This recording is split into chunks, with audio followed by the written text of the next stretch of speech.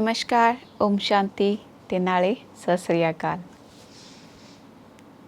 ਅੱਜ ਫਿਰ ਸਤਿਗੁਰੂ ਕਰਤਾ ਪੁਰਖ 'ਚ ਤੁਹਾਡਾ ਮੈਂ ਸਵਾਗਤ ਕਰਦੀ ਹਾਂ ਅਤੇ ਸਾਡੇ ਜਿਹੜੇ ਮਹਿਮਾਨ ਬੋਲੇ ਜਾਂ ਫਿਰ ਸਾਡੇ ਅਨੁਭਵੀ ਭਾਈ ਸਾਹਿਬ ਜਿਹੜੇ ਹੈ ਗਿਆਨ 'ਚ ਜਿਹੜੇ ਸਾਡੇ ਪ੍ਰਸ਼ਨਾਂ ਦਾ ਉੱਤਰ ਦਿੰਦੇ ਉਹਨਾਂ ਦਾ ਸਵਾਗਤ ਕਰਦੇ ਹਾਂ। ਆਈਏ ਮੈਂ ਤੁਹਾਡਾ ਔਰ ਤੁਸੀਂ ਮੇਰੇ ਇਸ ਮਹਿਮਾਨ ਤਾਂ ਨਹੀਂ ਬੋਲ ਸਕਦੇ, ਸਾਡੇ ਵੱਡੇ ਭਰਾ ਨਿਰਵੈਰ ਭਾਈ ਸਾਹਿਬ ਦਾ ਸਤਿਗੁਰੂ ਕਰਤਾ ਪੁਰਖ 'ਚ ਸਵਾਗਤ ਕਰਦੇ ਹਾਂ। ਭਾਈ ਸਾਹਿਬ ਸਤਿਗੁਰੂ ਕਰਤਾ ਪੁਰਖ 'ਚ ਤੁਹਾਡਾ ਬਹੁਤ ਬਹੁਤ ਸਵਾਗਤ ਆ। ਬਹੁਤ ਬਹੁਤ ਧੰਨਵਾਦ। ਸਤਿ ਸ੍ਰੀ ਅਕਾਲ। ਹਾਂਜੀ, ਤੁਸੀਂ ਅੱਜ ਦਿਨ ਤੱਕ ਹਿੰਦੀ 'ਚ ਗੱਲਾਂ ਬਾਤਾਂ ਕਰਦੇ ਆ, ਅੱਜ ਕੱਲ੍ਹ ਤੁਸੀਂ ਪੰਜਾਬੀ 'ਚ ਕਰਦੇ, ਤੁਹਾਨੂੰ ਕਿੱਦਾਂ ਲੱਗਦਾ? ਪੰਜਾਬੀ ਮੇਰੀ ਮਦਰ ਟੰਗ ਹੈ ਨਾ ਜੀ। ਤੇ ਜਿਹੜੀ ਮਾਤਰੀ ਭਾਸ਼ਾ ਹੁੰਦੀ ਹੈ ਜੀ। ਉਹ ਕਦੀ ਭੁੱਲਦੀ ਨਹੀਂ ਹੈ। ਔਰ ਵਰਕਿੰਗ ਪੰਜਾਬੀ ਇੱਕ ਹੈ ਠੇਠ ਪੰਜਾਬੀ ਜੀ। ਉਹ ਸ਼ਾਇਦ ਮੈਂ ਨਾ ਬੋਲ ਸਕਾਂ। ਹਾਲਾਂਕਿ ਮੈਨੂੰ ਯਾਦ ਆਉਂਦਾ ਹੀ ਕਿ ਅਸੀਂ 3 ਸਾਲ ਪੰਜਾਬੀ ਦੀ ਵੈਸੇ ਪੜ੍ਹਾਈ ਵੀ ਕੀਤੀ ਸੀ। ਅੱਛਾ। ਜਦੋਂ ਸਕੂਲ 'ਚ ਪੜ੍ਹਦੇ ਸੀ ਤੇ 6ਵੀਂ 7ਵੀਂ ਔਰ 8ਵੀਂ 3 ਸਾਲ ਪੰਜਾਬੀ ਪੜ੍ਹੀ ਵੀ ਸੀ। ਜੀ। ਉਸ ਵੇਲੇ ਮਤਲਬ ਇੱਕ ਲੈਂਗੁਏਜ 2-3 ਲੈਂਗੁਏਜ ਇੱਕ ਸਾਥ ਪੜ੍ਹਦੇ ਸੀ, ਇੰਗਲਿਸ਼ ਵੀ ਸੀ ਔਰ ਹਿੰਦੀ ਵੀ ਸੀ, ਪੰਜਾਬੀ ਵੀ ਸੀ ਔਰ ਲਾਸਟ ਤੇ 7ਵੀਂ 8ਵੀਂ 'ਚ ਤੇ ਸੰਸਕ੍ਰਿਤ ਵੀ ਨਾਲ ਸੀ। ਹਾਂਜੀ।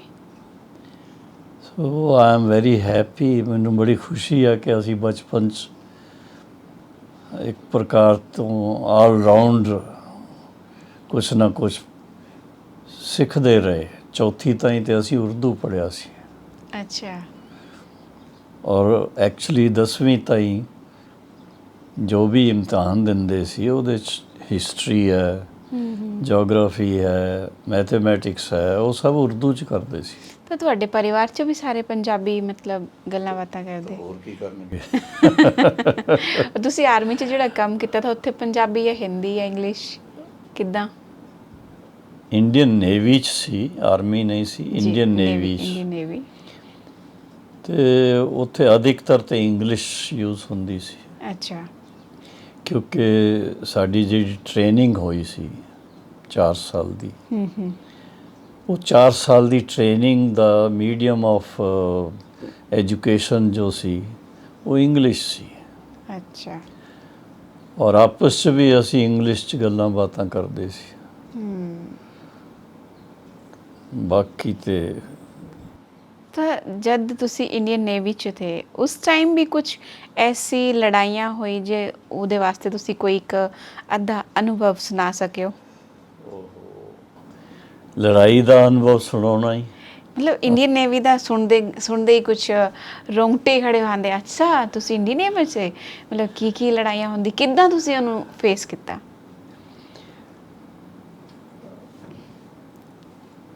ਹਰ ਇੱਕ ਦੀ ਆਪਣੀ ਬ੍ਰਾਂਚ ਹੁੰਦੀ ਹੈ ਜੀ। ਤੇ ਮੇਰੀ ਜਿਹੜੀ 4 ਸਾਲ ਦੀ ਟ੍ਰੇਨਿੰਗ ਹੈਗੀ ਸੀ ਜੀ, ਇੱਕ ਪ੍ਰਕਾਰ ਦੀ ਉਹ ਟੈਕਨੀਕਲ ਐਜੂਕੇਸ਼ਨ ਸੀ ਔਰ ਉਹਦੇ 'ਚ ਸਪੈਸ਼ਲਾਈਜੇਸ਼ਨ ਮੇਰੀ ਜਾ ਕਰਕੇ ਇਲੈਕਟ੍ਰੋਨਿਕਸ ਔਰ ਰੇਡੀਓ, ਰੇਡਾਰ, ਵਾਇਰਲੈਸ ਸੈਟਸ ਔਰ ਕੰਪਿਊਟਰਸ, ਉਸ ਵੇਲੇ ਦੇ ਕੰਪਿਊਟਰ। ਜੀ। ਇਹ ਰੂਮ ਜਿੰਨਾ ਤੇ ਇੱਕ ਕੰਪਿਊਟਰ ਸੀ ਸਾਡਾ। ਤੇ ਉਹ ਉਸ ਵੇਲੇ ਪੜ੍ਹਾਈ ਹੋਈ ਸੀ। ਜੀ। ਲੇਕਿਨ ਉਹ ਸਾਰਾ ਜੋ ਵੀ ਮਤਲਬ ਉੱਥੇ ਐਜੂਕੇਸ਼ਨ ਮਿਲਦੀ ਸੀ ਉਹਦਾ ਕਨੈਕਸ਼ਨ, ਕਿਉਂਕਿ ਅਸੀਂ ਫਾਈਟਿੰਗ ਫੋਰਸ ਸੀ ਤੇ ਯੁੱਧ ਅਭਿਆਸ ਦੇ ਨਾਲ ਕਨੈਕਸ਼ਨ ਸੀ। ਅੱਛਾ। ਕੁਝ ਜ਼ਿਆਦਾ ਤੇ ਅਸੀਂ ਲੜਾਈ 'ਚ ਨਹੀਂ ਗਏ। ਜੀ। ਜਿਹੜਾ ਯੁੱਧ ਅਭਿਆਸ ਹੁੰਦਾ ਹੀ ਉਹਦੇ 'ਚ इंडियन नेवी, ऑस्ट्रेलियन नेवी जी और एक ब्रिटिश नेवी। अच्छा ये तीन तीन नेवीज इकट्ठे मिल करके, ऑस्ट्रेलियन नेवी भी सी, हाँ, 4 नेवी दे शिप्स आपस मिल करके एक्सरसाइज करते सी। अच्छा ਔਰ ਉਹਦੇ 'ਚ ਖਾਸ ਇੱਕ ਮੈਨੂੰ ਯਾਦ ਆਉਂਦਾ ਸੀ ਕਿ ਪਾਇਲਟਲੈਸ ਪਲੇਨ ਹੁੰਦਾ ਸੀ ਇੱਕ, ਜੀ ਤੇ ਜਦੋਂ ਸ਼ਿਪਸ ਚੱਲਦੇ ਨੇ ਤੇ ਉਹ ਇੱਕ ਮਤਲਬ ਪੈਰਲਲ ਔਰ ਸਿੱਧੇ ਚੱਲਦੇ ਨੇ, ਤੇ ਪਾਇਲਟਲੈਸ ਪਲੇਨ ਉੱਪਰੋਂ ਉਡਾਉਂਦੇ ਸੀ ਉਹ। ਜੀ ਔਰ ਉਹਦੇ ਵਾਸਤੇ ਅਸੀਂ ਜਿਹੜੀ ਗਨਰੀ ਰੇਡਾਰ ਹੈ ਉਹਦਾ ਯੂਜ਼ ਕਰਦੇ ਸੀ। ਤੇ ਮੈਨੂੰ ਯਾਦ ਆਉਂਦਾ ਹੈ ਕਿ ਅਸੀਂ 2-3 ਵਾਰ ਉਹ ਪਾਇਲਟਲੈਸ ਪਲੇਨ ਨੂੰ ਮਾਰ ਗਿਰਾਇਆ ਸੀ। ਅਰੇ ਵਾਹ ਜੀ ਤੇ ਇੱਕ ਤੇ ਇਹ ਅਨੁਭਵ ਹੈਗਾ ਜੀ। ਜੀ ਦੂਸਰਾ ਸ਼ਾਇਦ ਤੁਸੀਂ ਉਸ ਵੇਲੇ ਪਿਛਲੇ ਜਨਮ 'ਚ ਹੋਣਗੇ ਹੋ। ਜੀ 1961 'ਚ ਗੋਆ ਆਪਰੇਸ਼ਨ ਹੋਇਆ ਸੀ।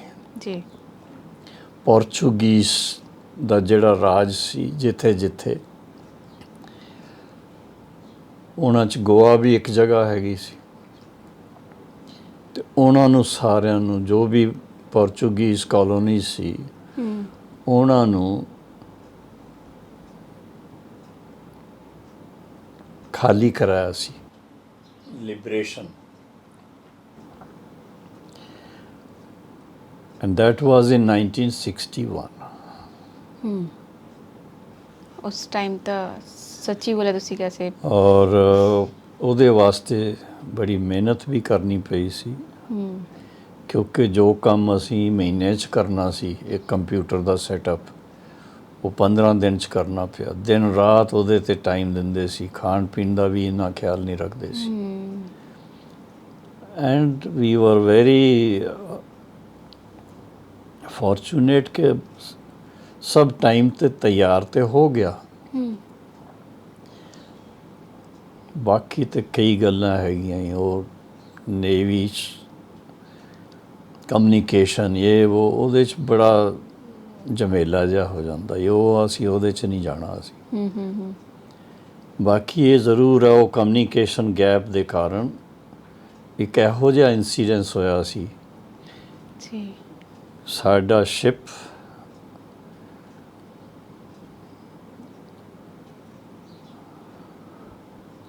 ਤ੍ਰਿਸ਼ੂਲ ਜਹਾਜ਼ ਦਾ ਨਾਂ ਸੀ, ਤ੍ਰਿਸ਼ੂਲ। ਔਰ ਦੂਸਰਾ ਇੱਕ ਵੱਡਾ ਜਹਾਜ਼ ਸੀ ਮੈਸੂਰ, INS ਮੈਸੂਰ। ਇਹ 2 ਜਹਾਜ਼ਾਂ ਨੂੰ ਡਿਊਟੀ ਮਿਲੀ ਹੋਈ ਸੀ। ਇੱਕ ਛੋਟਾ ਜਿਹਾ 5 ਸਕੁਏਅਰ ਮਾਈਲ ਦਾ ਆਈਲੈਂਡ ਹੈਗਾ ਸੀ ਗੋਆ ਦੇ ਉਹ ਨੇੜੇ, ਉਸ ਦਾ ਨਾਂ ਸੀ ਅੰਜਦੀਵ ਆਈਲੈਂਡ। ਔਰ ਉੱਥੇ ਪੋਰਚੁਗੀਜ਼ ਕੁਛ ਸਿਪਾਹੀ, ਕੁਛ ਕੰਮ ਕਰਨ ਵਾਲੇ, ਕੋਈ ਕੁਕਸ, ਇਹ ਉਹ ਸਾਰੇ ਮਿਲਾ ਕੇ ਕੋਈ 18-20 ਲੋਕ ਹੈਗੇ ਸੀ। ਉਹਨਾਂ ਨੂੰ ਅਸੀਂ ਉੱਥੋਂ ਖਾਲੀ ਕਰਾਉਣਾ ਸੀ। ਅੱਛਾ ਸਾਡੇ ਜਹਾਜ਼ਾਂ ਦੀ ਉਹ ਡਿਊਟੀ ਹੈਗੀ ਸੀ। ਤੇ ਉਸ ਵੇਲੇ ਕੁਛ ਘਟਨਾ ਇਹੋ ਜਿਹੀ ਘਟੀ ਸੀ ਕਿ ਸਾਡੇ ਸ਼ਿਪ ਤੋਂ ਪਹਿਲੇ ਸਾਨੂੰ ਜਿਹੜਾ ਸਮਾਚਾਰ ਮਿਲਿਆ ਸੀ ਕਿ ਆਈਲੈਂਡ 'ਤੇ ਜਿਹੜੇ ਲੋਕ ਹੈਗੇ ਸੀ ਉਹ ਰਾਤੋਂ ਰਾਤ ਚਲੇ ਗਏ ਨੇ। ਅੱਛਾ ਇਸ ਕਰਕੇ ਬੰਬਾਰਡਮੈਂਟ ਦੀ ਲੋੜ ਨਹੀਂ ਹੈ। ਨਹੀਂ ਤੇ ਨਾਰਮਲੀ ਕੈਪਚਰ ਕਰਨਾ ਹੀ ਕੋਈ ਤੁਸੀਂ ਤਾਂ ਪਹਿਲੇ ਬੰਬਾਰਡ ਕਰਨਾ ਪੈਂਦਾ। ਅੱਛਾ ਤੇ ਆਈ ਡੋਂਟ ਨੋ ਕੋਈ ਕਮਿਊਨੀਕੇਸ਼ਨ ਗੈਪ ਦੇ ਕਾਰਨ ਜਾਂ ਕਿਆ। ਔਰ ਉਹਦੇ 'ਚ ਦੇਖਿਆ ਕਿ ਜਦੋਂ ਸਾਡੀ ਪਹਿਲੀ ਬੋਟ ਗਈ 10 ਲੋਕਾਂ ਨੂੰ ਲੈ ਕਰਕੇ, ਤੇ ਉਹਨਾਂ ਨੂੰ ਛੱਡ ਕੇ ਉਹ ਬੋਟ ਤੇ ਵਾਪਸ ਆਈ ਤੇ ਸੇਫਟੀ ਨਾਲ ਵਾਪਸ ਆ ਗਈ ਜੀ। ਉਹ ਲੈਂਡ ਕਰ ਗਏ 10 ਲੋਕ। ਉਸ ਵੇਲੇ ਪੋਰਚੁਗੀਜ਼ ਜਿਹੜੇ ਉੱਥੇ ਰਹਿੰਦੇ ਸੀ ਸੋਲਜਰਸ, ਉਹ ਆਪਣਾ ਨਾਸ਼ਤਾ ਪਾਣੀ ਕਰ ਰਹੇ ਸੀ। ਉਹਨਾਂ ਨੂੰ ਜਿਸ ਤਰ੍ਹਾਂ ਪਤਾ ਲੱਗਿਆ ਤੇ ਫਟਾਫਟ ਆਪਣਾ ਨਾਸ਼ਤਾ ਵੀ ਛੱਡ ਕੇ, ਔਰ ਉਹਨਾਂ ਨੇ ਮਚਾਨ ਬਣਾਏ ਹੋਏ ਸੀ। ਅੱਛਾ। ਔਰ ਉੱਥੇ ਗਨਸ ਰੱਖੀਆਂ ਹੋਈਆਂ ਸੀ, ਜਿਹੜਾ ਕੋਈ ਅਗਰ ਆਏ ਲੈਂਡ ਕਰੇ ਤਾਂ ਉਹਨੂੰ ਸ਼ੂਟ ਕਰ ਦੇਣਗੇ। ਅੱਛਾ। ਤੇ ਸਾਡੀ ਜਿਹੜੀ ਦੂਸਰੀ ਬੋਟ ਗਈ,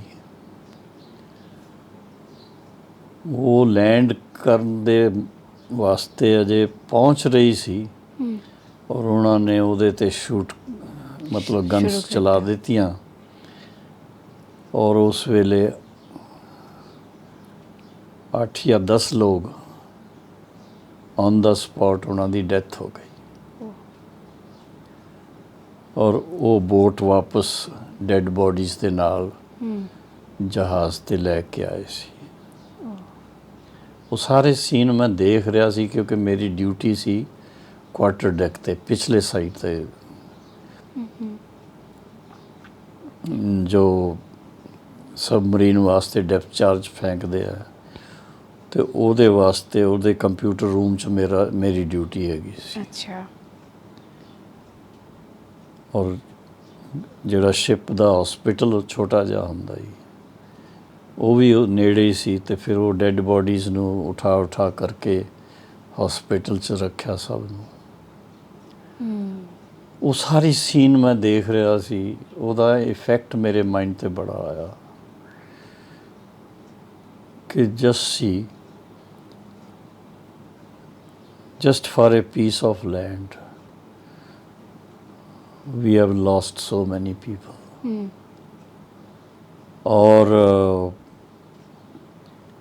ਨੈਚੁਰਲ ਹੈ, ਜਦੋਂ ਉਹਨਾਂ ਨੇ ਸਰੈਂਡਰ ਕੀਤਾ, ਪੋਰਚੁਗੀਜ਼ ਨੇ ਉਹਨਾਂ ਨੂੰ ਪਕੜ ਕਰਕੇ ਲਿਆਏ, ਤੇ ਉਹਨਾਂ ਦੇ ਨਾਲ ਜਿਹੜਾ ਵਿਵਹਾਰ ਮੈਂ ਦੇਖਿਆ, ਸਾਡੇ GI ਵਗੈਰਾ ਜਿਹੜੇ ਸੀ, ਉਹਨਾਂ ਨੇ ਥੱਪੜ ਮਾਰੇ ਉਹਨਾਂ ਨੂੰ।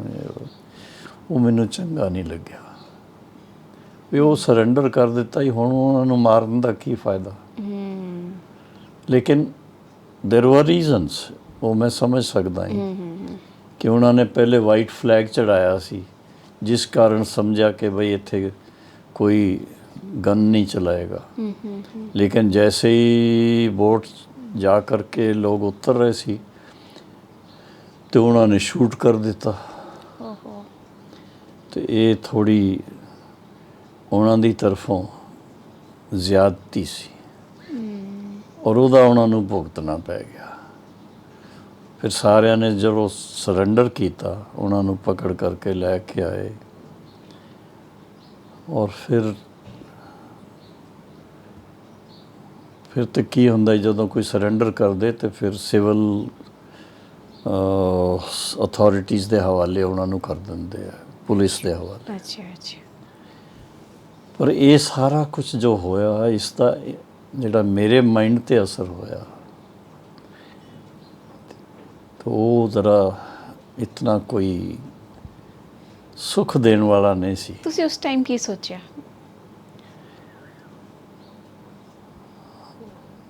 ਉਸ ਵੇਲੇ ਇਹੀ ਸੋਚਿਆ ਕਿ 5 ਸਕੁਅਰ ਮਾਈਲ ਏਰੀਆ ਕਿਤਨਾ ਬੜਾ ਛੋਟਾ ਜਿਹਾ ਏਰੀਆ ਹੀ ਉਹ, ਔਰ ਉਹਦੇ ਵਾਸਤੇ ਅਸੀਂ ਇਤਨੇ ਲੋਕਾਂ ਦੀ ਜਾਨ ਗਵਾ ਦਿੱਤੀ।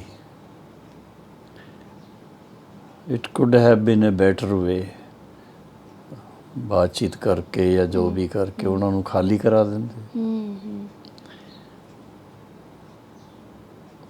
ਬਸ ਇਤਨਾ ਹੀ। ਫਿਰ ਮੈਂ ਤਾਂ ਕਹਾਂਗਾ, ਫਿਰ ਮੈਨੂੰ ਵੈਰਾਗ ਆ ਗਿਆ ਮਨ 'ਚ, ਬਾਰ-ਬਾਰ ਉਹੀ ਆਇਆ ਕਿ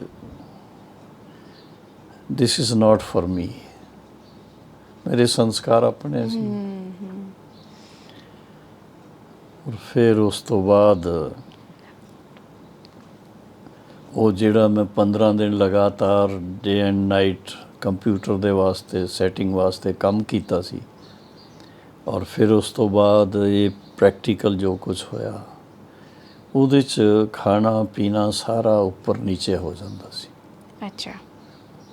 ਕਦੀ ਥੋੜ੍ਹੇ ਜਿਹੇ ਚਾਵਲ ਖਾ ਲਏ, ਪਾਣੀ ਪੀ ਲਿਆ, ਬਸ।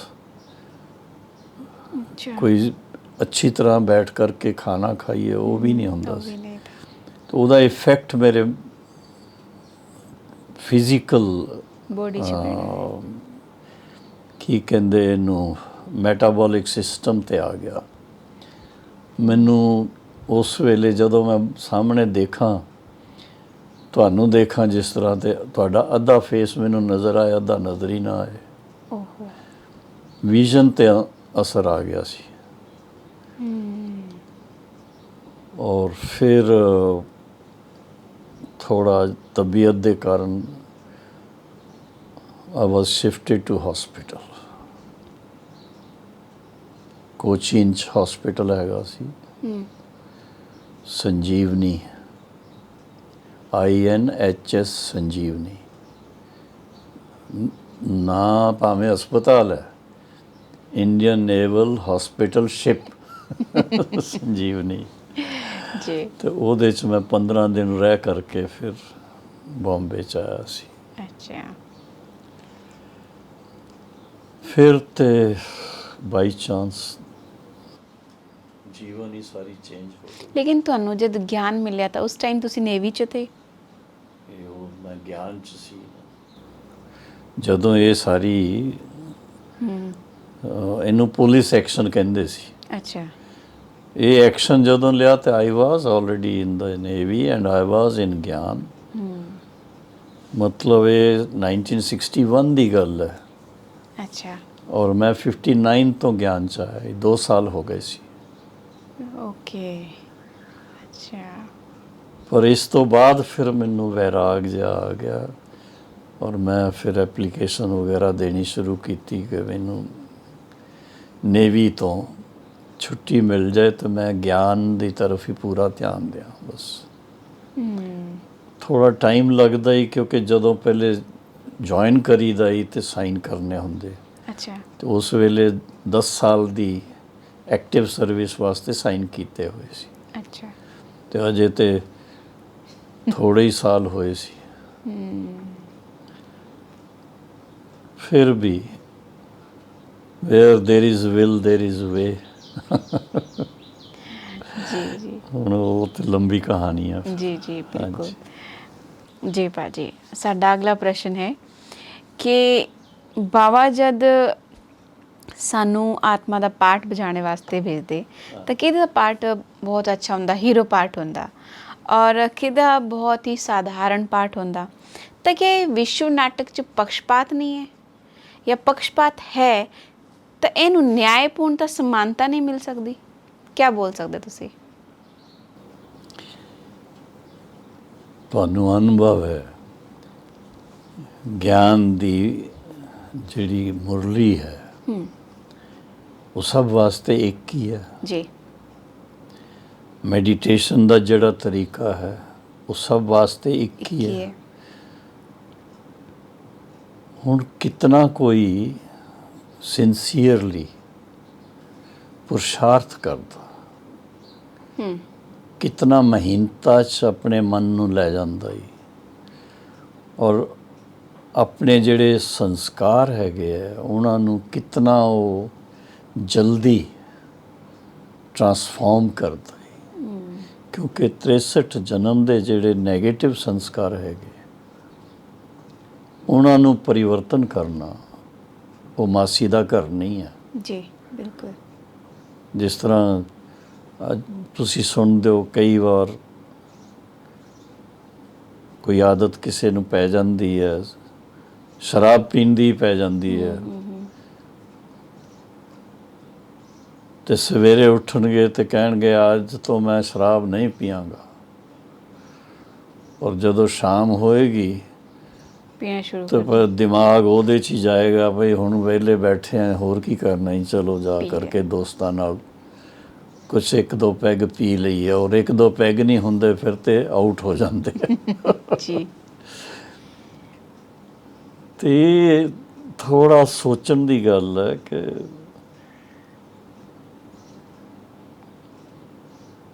ਜਿੰਨਾ ਹੋ ਸਕੇ ਆਪਣਾ ਪੁਰਸ਼ਾਰਥ, ਸੂਖਸ਼ਮ ਪੁਰਸ਼ਾਰਥ ਜਿਹੜਾ ਨਾ, ਉਹਦੇ 'ਤੇ ਜਿਹੜਾ ਕੋਈ ਧਿਆਨ ਜ਼ਿਆਦਾ ਦਿੰਦਾ ਹੀ, ਔਰ ਉਹਦੇ 'ਚ ਖਾਸ ਗਿਆਨ ਦੀ ਇਨਫੋਰਮੇਸ਼ਨ ਸਾਰਿਆਂ ਨੂੰ ਮਿਲਦੀ ਹੈ। ਇਨਫੋਰਮੇਸ਼ਨ ਦੇ ਆਧਾਰ ਨਾਲ ਬੁੱਧੀ ਵੀ ਠੀਕ ਚੱਲਦੀ ਹੈ। ਫਿਰ ਉਹਨੂੰ ਪ੍ਰੈਕਟੀਕਲ ਲਾਈਫ 'ਚ ਲਿਆਉਣ ਵਾਸਤੇ ਉਹਦੇ 'ਚ ਥੋੜ੍ਹਾ ਜਿਹਾ ਮਾਇਆ ਧੋਖਾ ਦੇ ਦਿੰਦੀ ਹੈ। ਉਹ ਕਿੱਦਾਂ? ਗਿਆਨ ਕਹਿੰਦਾ ਹੀ ਕਿ ਇਹ ਨਹੀਂ ਕਰਨਾ, ਅੱਛਾ। ਉਹ ਮਾਇਆ ਕਹਿੰਦੀ ਆ ਉਹ 63 ਜਨਮ ਕਰਦੇ ਰਹੇ, ਹੁਣ ਨਹੀਂ ਕਰਨਾ। ਜੀ ਜੀ ਜੀ। ਤੇ ਫਿਰ ਉਹ ਥੱਪੜ ਲਗਾ ਜਾਂਦੀ ਹੈ। ਤੁਸੀਂ ਦੇਖਦੇ ਹੋ ਅੱਜ ਦੀ ਦੁਨੀਆ 'ਚ ਕੀ ਹੋ ਰਿਹਾ ਜੀ, ਸਭ ਨੂੰ ਰੁਲਾ ਰਹੀ ਮਾਇਆ। ਬਹੁਤ। ਜੀ ਜੀ ਜੀ। ਮਾਇਆ ਮਾਸੀ ਕਹਿੰਦੇ।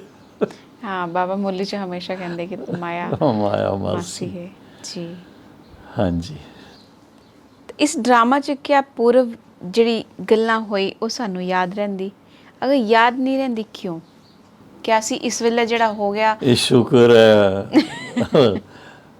ਵਾਹਿਗੁਰੂ ਦਾ ਸ਼ੁਕਰ ਹੈ, ਪਰਮਾਤਮਾ ਦਾ ਸ਼ੁਕਰ ਹੈ ਕਿ ਨਹੀਂ ਯਾਦ ਰਹਿੰਦੀ। ਅਗਰ ਯਾਦ ਰਹੇ ਤੇ ਤੁਸੀਂ ਨਾ ਨੀਂਦ ਕਰ ਸਕੋ, ਨਾ ਆਰਾਮ ਨਾਲ ਬੈਠ ਕਰਕੇ ਖਾਣਾ ਖਾ ਸਕੋ, ਸਾਰਾ ਤੁਹਾਡਾ ਦਿਮਾਗ ਉਹਦੇ 'ਚ ਚਿੰਤਾ 'ਚ ਪਿਆ ਰਹੇਗਾ। ਇਸ ਕਰਕੇ ਜੋ ਨਿਸ਼ਚਿਤ ਹੈ ਡਰਾਮਾ 'ਚ ਬਹੁਤ ਉਹ ਅੱਛਾ ਅੱਛਾ ਹੈ। ਮਤਲਬ ਪੁਰਾਣੀ ਗੱਲਾਂ ਭੁੱਲਣਾ ਨੂੰ ਬਹੁਤ ਅੱਛਾ ਹੈ। ਹਾਂਜੀ। ਜੀ ਜੀ ਭਾਜੀ, ਅੱਜ ਤੁਸੀਂ ਸਾਨੂੰ ਡਰਾਮਾ ਦੇ ਬਾਰੇ 'ਚ, ਔਰ ਸਭ ਤੋਂ ਵੱਡੀ ਗੱਲ ਕਿ ਤੁਸੀਂ ਸਾਨੂੰ ਇੰਡੀਅਨ ਨੇਵੀ ਦੇ ਬਾਰੇ ਤੋਂ ਥੋੜ੍ਹਾ ਜਿਹਾ ਅਨੁਭਵ ਦੱਸਿਆ ਕਿ ਕਿੱਦਾਂ ਤੁਸੀਂ ਇੰਡੀਅਨ ਨੇਵੀ 'ਚ ਆਪਣਾ ਸਹਿਯੋਗ ਦਿੱਤਾ, ਆਪਣਾ ਕਾਰਜ ਕੀਤਾ ਔਰ ਗਿਆਨ 'ਚ ਆਏ। ਤੁਹਾਡਾ ਬਹੁਤ ਬਹੁਤ ਸਾਡੇ ਇਸ ਕਰਤਾ ਪੁਰਖ 'ਚ ਤੁਸੀਂ ਆਪਣਾ ਅਨੁਭਵ ਹਰ ਵੇਲੇ ਦਿੰਦੇ ਰਹਿੰਦੇ, ਬਹੁਤ ਅੱਛਾ ਲੱਗਿਆ। ਸਤਿਗੁਰੂ ਕਰਤਾ ਪੁਰਖ 'ਚ ਤੁਹਾਡਾ ਸਵਾਗਤ ਅਤੇ ਨਾਲੇ ਬਹੁਤ ਬਹੁਤ ਧੰਨਵਾਦ। ਤੁਹਾਡਾ ਵੀ ਬਹੁਤ ਬਹੁਤ ਧੰਨਵਾਦ। ਲੰਬੀ ਯਾਤਰਾ, ਕਈ ਗੱਲਾਂ ਯਾਤਰਾ 'ਚ ਹੁੰਦੀਆਂ ਹੀ, ਜੀ। ਹੁਣ ਸਾਰੀਆਂ ਤੇ ਯਾਦ ਵੀ ਨਹੀਂ ਰਹਿੰਦੀਆਂ, ਪਰ ਮੋਟੀ ਮੋਟੀ ਗੱਲ ਤੇ ਰਹਿ ਹੀ ਜਾਂਦੀ ਰਹਿ ਹੀ ਹੈ। ਜਾਂਦੀ। ਤੇ ਇਸ ਜੀ। ਕਰਕੇ ਉਹ ਚੀਜ਼ ਜਿਹੜੀ ਅਸੀਂ ਸ਼ੇਅਰ ਕਰੀਏ ਔਰ ਉਹਦਾ ਕੋਈ ਤੁਹਾਨੂੰ ਫਾਇਦਾ ਹੋਏ, ਜੀ ਬਿਲਕੁਲ। ਤੇ ਇਹ ਇੰਡੀਅਨ ਨੇਵੀ ਤੋਂ ਜਦੋਂ ਛੁੱਟੀ ਲੈਣੀ ਸੀ, ਉਹਨਾਂ ਦਿਨਾਂ 'ਚ ਬਾਬਾ ਦੇ ਮਹਾਵਾਕਿਆ ਮੁਰਲੀ 'ਚ ਆਏ ਸੀ ਕਿ ਬੱਚੇ ਅਗਰ ਤੁਸੀਂ 8 ਘੰਟੇ 24 ਘੰਟੇ ਤੋਂ 8 ਘੰਟੇ ਅਗਰ ਤੁਸੀਂ ਮੈਡੀਟੇਸ਼ਨ ਕਰਨਗੇ ਹੋ ਤੇ ਤੁਹਾਡੇ 63 ਜਨਮ ਦਾ ਹਿਸਾਬ ਕਿਤਾਬ ਖਤਮ ਹੋ ਜਾਏਗਾ, ਚੁਕਤੂ ਹੋ ਜਾਏਗਾ। ਤੇ ਮੈਨੂੰ ਮਨ 'ਚ ਕੀ ਆਇਆ ਕਿ 62 ਜਨਮ ਦਾ ਤੇ ਮੈਨੂੰ ਪਤਾ ਨਹੀਂ, 63 ਜਨਮ ਜਿਹੜਾ ਪ੍ਰੈਜ਼ੈਂਟ ਹੈਗਾ, ਇਹਦੇ 'ਚ ਮੈਂ ਜਿਹੜਾ ਖੁਦ ਹਿਸਾਬ ਬਣਾਇਆ ਉਹਦਾ ਤੇ ਮੈਨੂੰ ਪਤਾ ਹੀ। ਤੇ ਇਹਦੇ ਵਾਸਤੇ ਮੈਂ 8 ਘੰਟਾ ਯੋਗ ਕਰਾਂਗਾ ਤੇ ਇਹਨੂੰ ਤੇ ਘੱਟ ਤੋਂ ਘੱਟ ਮੈਂ ਖ਼ਤਮ ਕਰਾਂ। ਤੇ ਉਹਦੇ ਵਾਸਤੇ ਮੈਂ ਰੋਜ਼ ਸ਼ਾਮ ਨੂੰ 8 ਤੋਂ 12 ਤਾਈਂ ਰਾਤੀ ਖਾਣਾ ਖਾ ਕੇ, ਔਰ ਸਵੇਰੇ ਅੰਮ੍ਰਿਤ ਵੇਲੇ 4 ਵਜੇ ਤੋਂ 8 ਵਜੇ ਤਾਈਂ ਬੈਠ ਕਰਕੇ ਤਪੱਸਿਆ ਕਰਦਾ ਸੀ। 8 ਘੰਟੇ ਤੁਹਾਡੇ ਉੱਦਾਂ 1 ਮਹੀਨਾ ਲਗਾਤਾਰ ਤਪੱਸਿਆ ਕੀਤੀ ਔਰ ਉਹਦੀ ਰਿਜ਼ਲਟ ਮਿਲੀ। ਮੈਂ ਜੋ ਚਾਹੁੰਦਾ ਸੀ ਉਹ ਮੈਨੂੰ ਮਿਲੀ। ਉਹ ਇਹੋ ਜਿਹੇ ਸਰਕਮਸਟਾਂਸਿਸ ਬਣ ਗਏ ਕਿ ਮੈਂ ਪੂਰਾ ਹੀ ਫਿਰ ਈਸ਼ਵਰੀ ਸੇਵਾ 'ਚ ਸਮਰਪਿਤ ਹੋ ਗਿਆ ਬਹੁਤ ਅੱਛੀ। ਔਰ ਸਾਕਾਰ ਬ੍ਰਹਮਾ ਬਾਬਾ ਦੇ ਸਾਹਮਣੇ ਆ ਕਰਕੇ ਹਾਜ਼ਰ ਹੋ ਗਿਆ। ਜੀ। ਉਸ ਵੇਲੇ ਬਾਬਾ बॉम्बे आए हुए सी। तो ये तो अब ऐसी बातें हैं, सभी कोई मेरे कदम ते कदम नहीं रख सकते, ਔਰ ਨਾ ਰੱਖਣੇ ਚਾਹੀਦੇ ਆ, ਕਿਉਂਕਿ ਹਰ ਇੱਕ ਦਾ ਆਪਣੇ ਸਰਕਮਸਟੈਂਸਿਸ ਆਪਣੇ ਹੁੰਦੇ ਆ। ਜੀ ਜੀ ਜੀ। ਮੈਂ ਲੱਕੀਲੀ ਸਭ ਤੋਂ ਛੋਟਾ ਭਾਈ, ਇਸ ਕਰਕੇ ਮੇਰੇ ਉੱਪਰ ਕੋਈ ਜ਼ਿੰਮੇਵਾਰੀ ਨਹੀਂ ਸੀ ਤੇ ਮੈਂ ਜੋ ਚਾਹੁੰਦਾ ਸੀ ਉਹ ਕਰ ਸਕਦਾ ਸੀ। ਵੱਡੇ ਭਰਾਵਾਂ ਨਾਲ ਰਾਏ ਸਲਾਹ ਕਰਕੇ ਔਰ ਫਿਰ ਪਿਤਾ ਸ਼੍ਰੀ ਬ੍ਰਹਮਾ ਬਾਬਾ, ਮਾਤੇਸ਼ਵਰੀ ਸਰਸਵਤੀ, ਉਹਨਾਂ ਤੋਂ ਵੀ ਰਾਏ ਲੈ ਕਰਕੇ, ਬੜੀ ਦਾਦੀ ਥੀ ਪੁਸ਼ਪ ਸ਼ਾਂਤਾ ਦਾਦੀ, ਸਭ ਨੇ ਮੈਨੂੰ ਹਿੰਮਤ ਦਿਲਾਈ। ਬਸ ਬਾਬਾ ਨੇ ਮੇਰਾ ਕਲਪ ਕਲਪ ਦਾ ਜਿਹੜਾ ਪਾਰਟ ਇਤਨਾ ਸੁੰਦਰ ਬਣਾ ਦਿੱਤਾ। ਠੀਕ ਹੈ ਜੀ। ਹਾਂਜੀ, ਬਹੁਤ ਧੰਨਵਾਦ। ਓਕੇ। ਓਮ ਸ਼ਾਂਤੀ। ਓਮ ਸ਼ਾਂਤੀ।